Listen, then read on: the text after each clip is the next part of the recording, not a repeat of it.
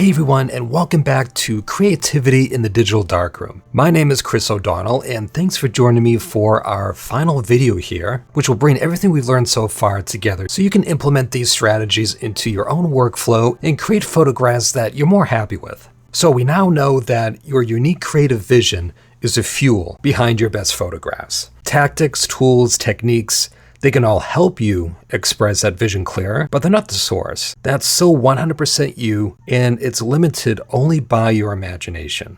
However, there still needs to be a bit of order to the chaos of ideas that can follow. You can think of it like a creative roadmap to help you stay on track. And this is especially helpful for Lightroom and Photoshop, where the possibilities are limitless. So here's one way to think about it. Let's say you're taking a road trip with a specific destination in mind. Sure, you'll probably make stops along the way and even take detours that you may explore for quite a while. But eventually, you'll get back on track, and you're always moving forward, arriving closer to your destination. Now, your darkroom workflow should have that same forward momentum. You can take breaks, you can experiment and explore, but each step you take should be gently pushing you towards that final image. Otherwise, you're just going to go around in circles and become frustrated. So without this basic structure, it's like going on that road trip with no map whatsoever. Most likely, you'll never get to where you want to go, or you'll give up somewhere along the way. That's way off track. So your processing workflow should have what I call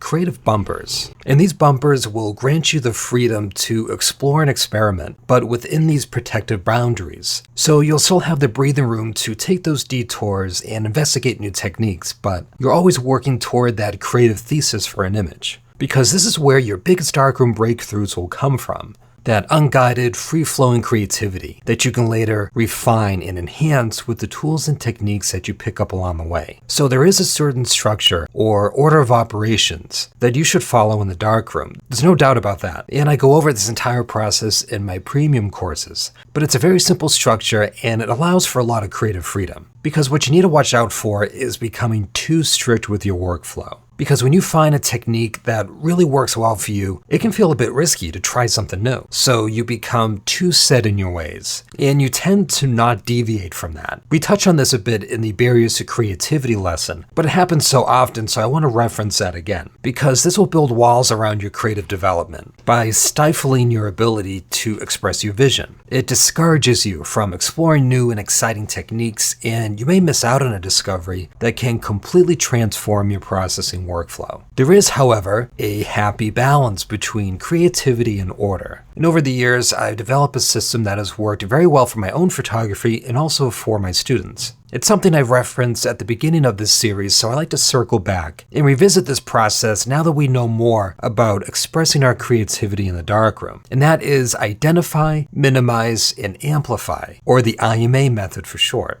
So the first step here is to identify. And this simply means to recognize what you like about your image and identify the creative direction you want to take it in. It's what we've been talking about through this entire series. It's finding your creative thesis. And this is probably the biggest mental hurdle that photographers encounter. And the only reason why it's a hurdle to begin with is that we tend to overcomplicate the process of creating this thesis. So you can establish a strong creative connection to your work immediately and be able to express that visually through your processing. And just like with your commitment to learn the technical skills of Lightroom and Photoshop, this process becomes easier when you start with the foundations, your basic 101. It's that initial spark which ignites your creative passion, and it can be very simple. All you need is a basic starting point to start steering you in the right direction. So the first step of identifying is recalling the emotions you felt in the field when you were taking the photo. This allows you to connect yourself to that very moment and just write down a few simple words that represent what you felt.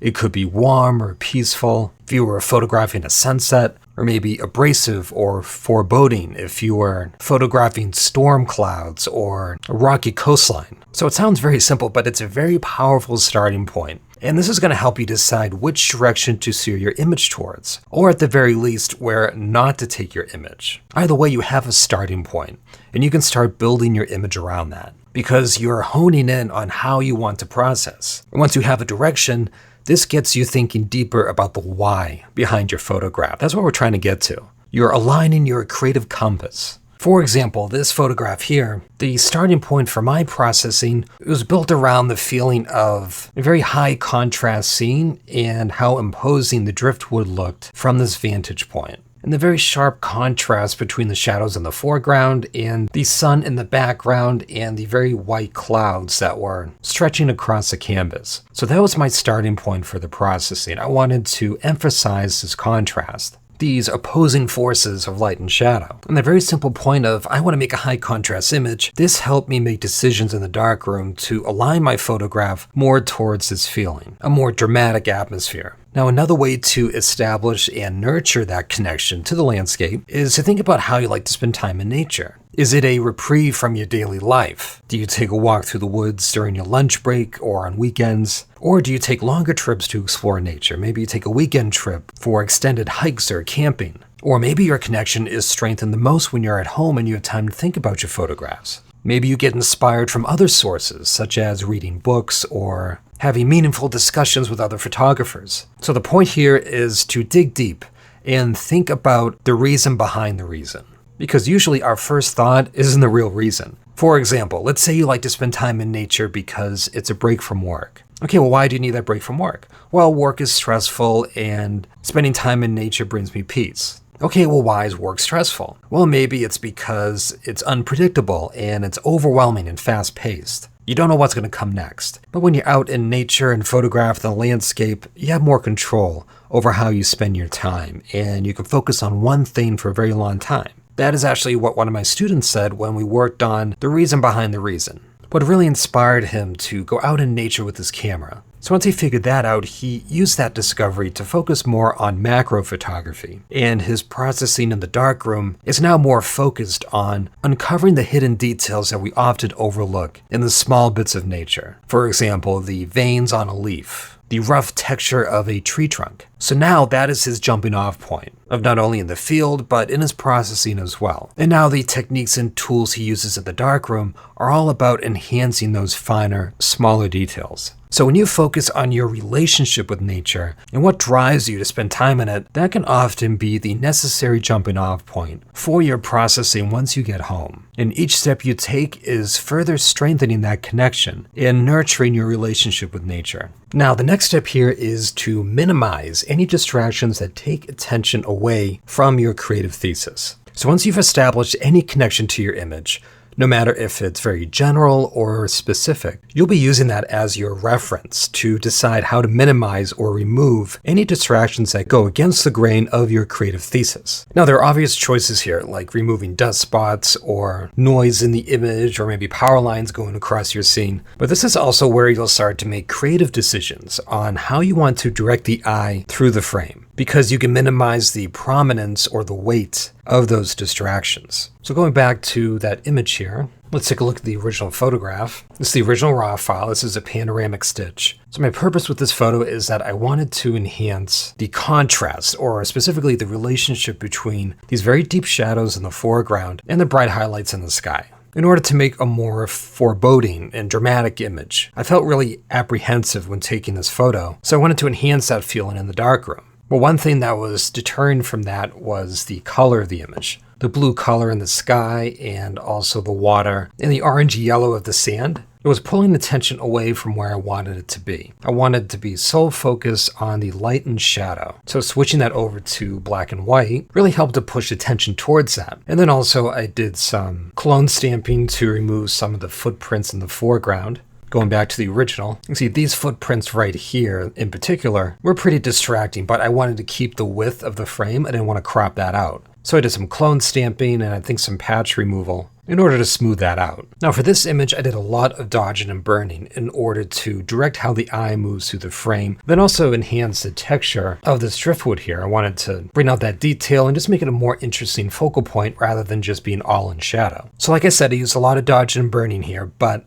you'll also be using your other local adjustment tools to control how the texture and contrast attract the eye. Specifically, how you can manipulate the quality of your contrast, luminosity, and color in order to quiet down certain parts of your frame. That's what minimizing is all about, really, is to identify things that go against your creative thesis and then use the tools and techniques of the darkroom to quiet those down. And then lastly, we have the amplify stage, and this is the fun part. Here we begin to enhance the stronger qualities of your image, those which are aligned with your creative thesis. In other words, after you minimize all the bad qualities, and you can see I put bad here in quotation marks because that is subjective. What I mean by bad is qualities that go against your creative thesis. So once you minimize those, you can better focus on the good qualities.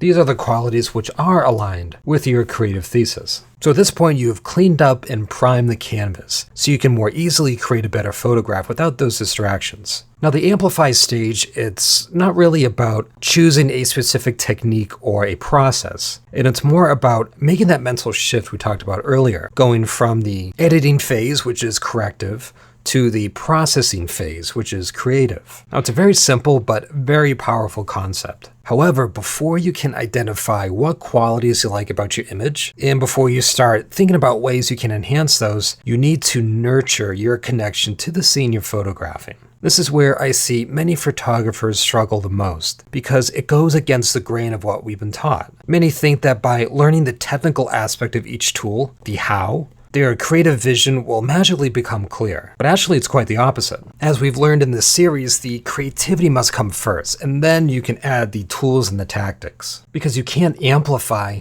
without first identifying what it is you want to amplify. So things like color grading, dodging and burning, color processing, there are many tactics here in the darkroom that will give you the ability to express. But being able to clearly identify what it is you want to express comes down to distilling that message, the story you want to tell with your photo. And then the tools of the darkroom will help you tell that story more clearly. They are the vehicles for your creativity. Unfortunately, the why is not often taught with the how, so photographers will become lost and frustrated when they hit this roadblock because they can't decide what direction to take their photo in. The processing blueprint or formula, it's incomplete, and there's a missing piece of the puzzle here that is preventing them from moving forward. So photographers will try to solve this problem by learning new skills because that's an achievable goal. You can buy a book, you can follow a new tutorial, and if you practice enough, you will eventually see some tangible result for your time.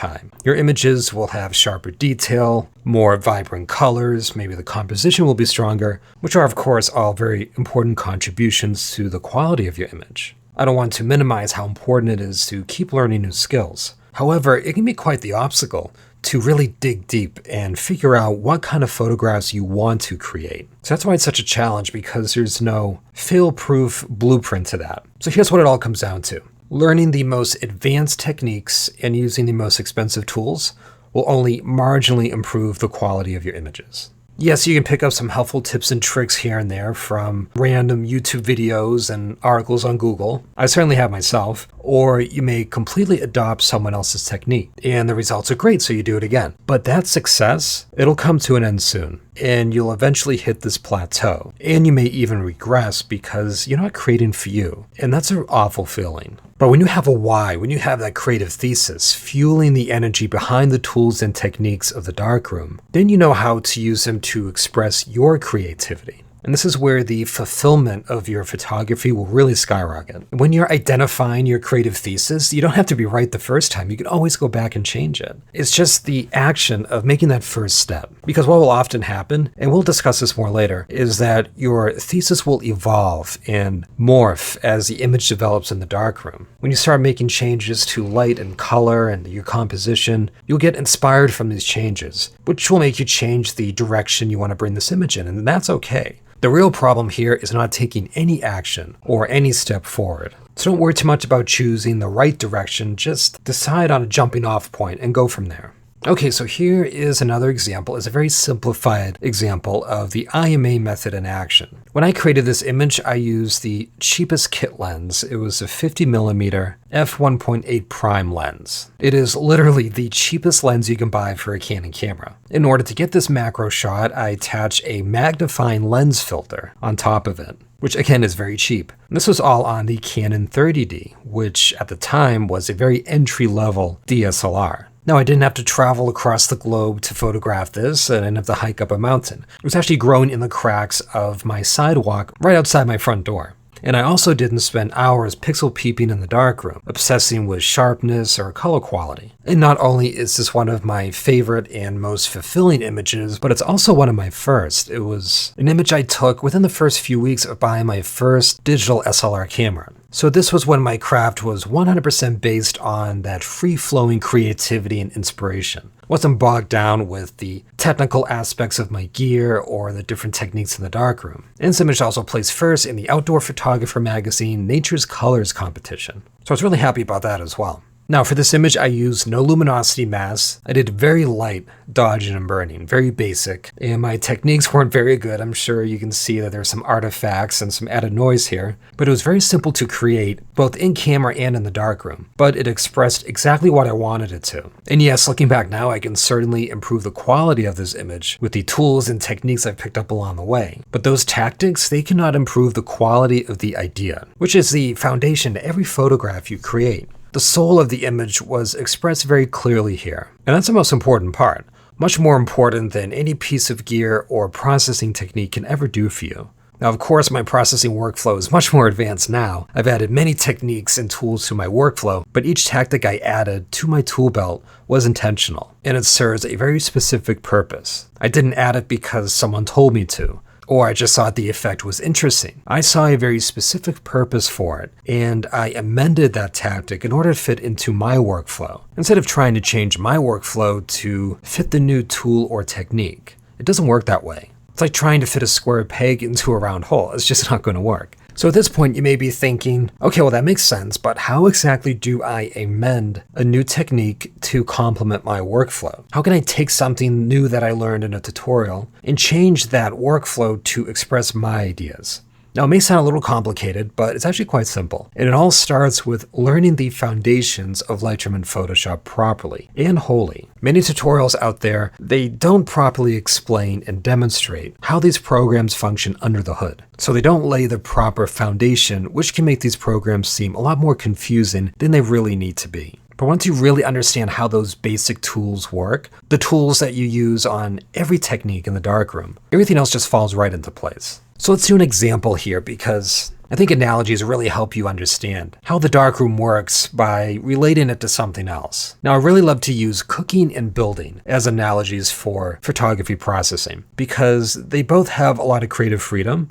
but they still require a certain base knowledge, right? You still need a very strong foundation on the basics, and then you can make it uniquely yours. It's a union of skill and creativity. So let's take cooking, for example. So anyone who knows a little bit about cooking knows that olive oil is very useful and also very versatile. However, there's a difference between understanding the role olive oil plays in a recipe and then really understanding how olive oil works on a fundamental level, how it interacts with the ingredients. For example, knowing what cold pressing is, or the different grades between extra virgin olive oil and virgin olive oil, and how the different flavors and different consistency levels will change how your recipe turns out, right? How those different qualities will affect your cooking. So depending on what you want to accomplish, you have to select a very specific type of olive oil for the very best results. So knowing all that, it's quite a difference compared to simply knowing that olive oil provides fat and flavor. Once you understand olive oil on a very fundamental level, the quality of your cooking just skyrockets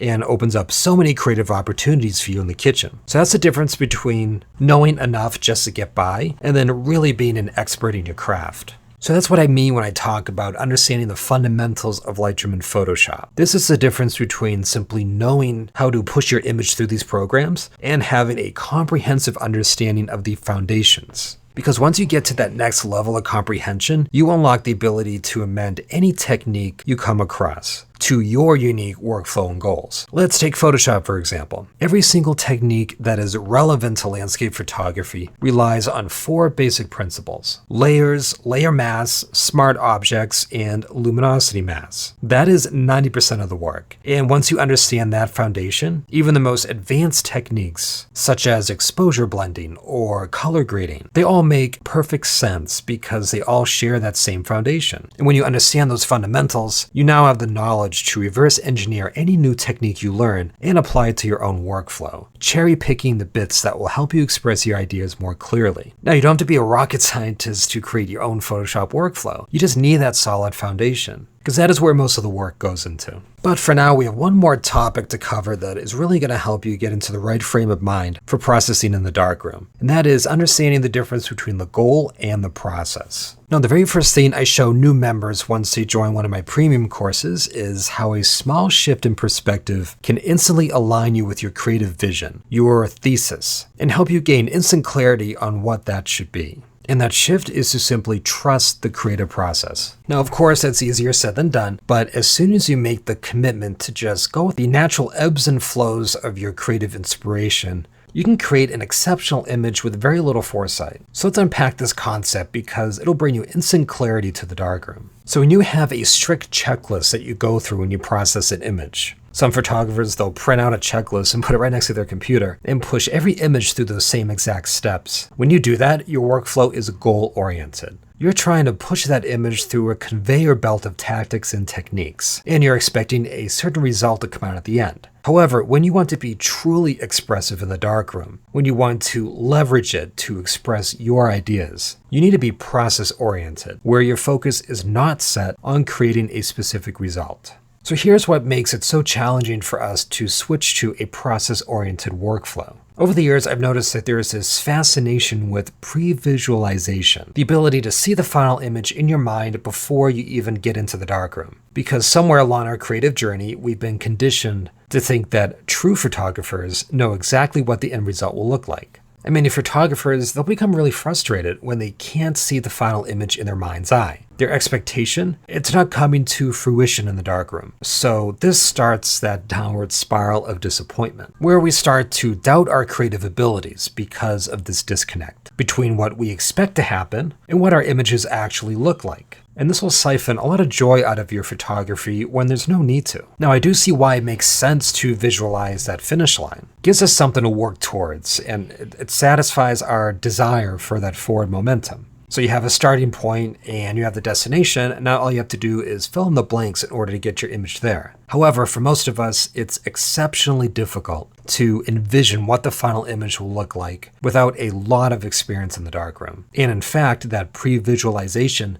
it can actually build walls around your creativity and be counterproductive to advancing your craft. Because as we went over earlier, when you have goals and rules with processing your photograph, they have the unfortunate tendency of putting blinders on you. So you're less inclined to experiment and make new darkroom discoveries in fear of deviating from that pre-visualized end goal. So you may end up passing a detour that would have led to an amazing discovery. And when these walls go up, it makes you feel overwhelmed, burnt out, or just stuck in a creative rut, and you have no idea why. So instead of focusing on the end goal, you should concentrate your efforts on the actual process, that free-flowing creativity within those creative bumpers we discussed earlier.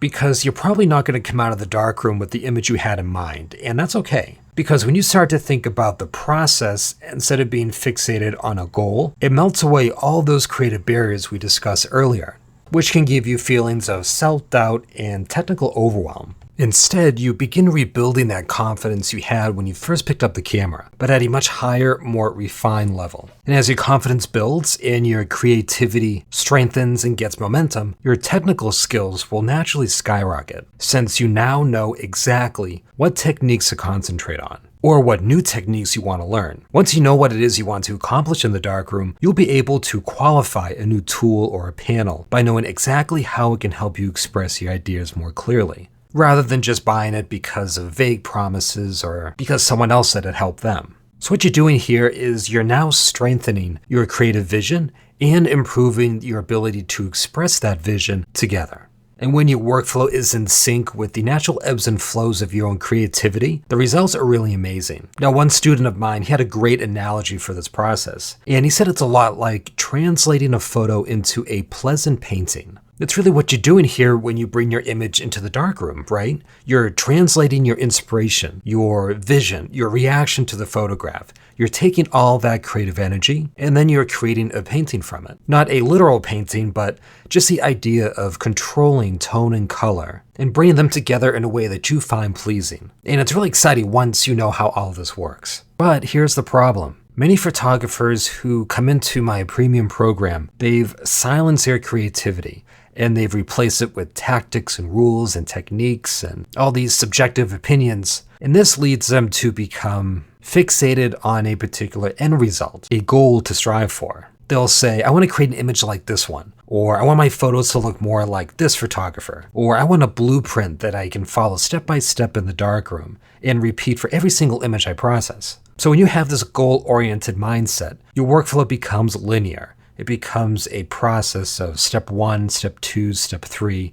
There is this distinct start and end point, and this forces your image through an assembly line type of structure, which is really counterintuitive to the authentic creative process. Because when you are trying to express your vision in the darkroom, you may revisit the same tools multiple times, which is perfectly fine. Actually, it's encouraged, and it's how Lightroom and Photoshop were designed to be used. Going back to the painting analogy, this is much like how painters will gently build up their canvas by making several passes or rounds in order to add texture and detail. And the same concept applies here in the darkroom. So when you have this process-oriented mindset instead of a goal-oriented mindset, your only focus here is to create the atmosphere you want to express. And that may require several rounds of manipulating the light, shadow, and color. Now, I see some photographers who will not revisit a tool again once they've worked with it. For example, their tonal sliders, because they've mentally checked that step off in the assembly line. It's like, okay, I've already adjusted the color, so I'm not going to readjust it later.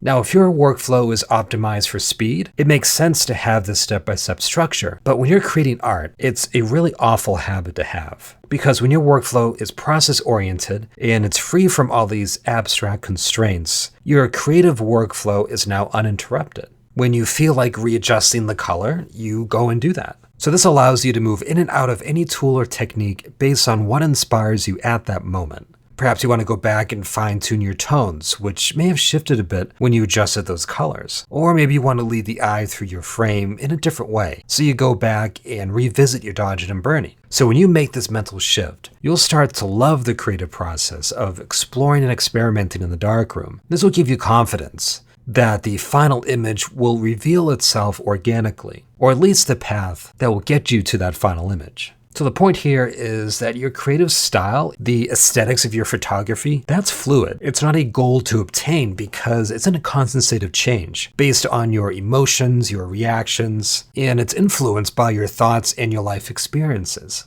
So your style, it will continue to change and evolve organically over time, which is why it's so important to have a process-oriented approach. Because if you're goal-oriented, then you will never be truly satisfied with your photography because you will never reach that goal. So the fastest, most effective path to true creativity in the darkroom that is both fun and fulfilling is to just explore your imagination. The tools and techniques, they can't explore it for you, but they can certainly help you bring those ideas to life more efficiently and clearly. That unrefined and unfiltered experimentation, like how a child plays with paints, that is what will bring you the most fulfillment with your photography. And then once you start experimenting, you'll then cherry pick your favorite techniques. And then you can refine and polish those discoveries by using your technical skills, which is something that can be learned through courses and tutorials and presets and actions. Now, I know it's a bit corny to say, but the old saying does ring true here when they say it's not the destination, it's the journey. And that is especially true for the darkroom in particular, and is the key to immense joy and satisfaction with your art. So that is the core concept or the thesis that all of my courses are built around. Yes, I teach the technical and the tactical and very thoroughly, but all of the lessons and exercises and assignments, they revolve around breaking through these creative barriers that hold you back.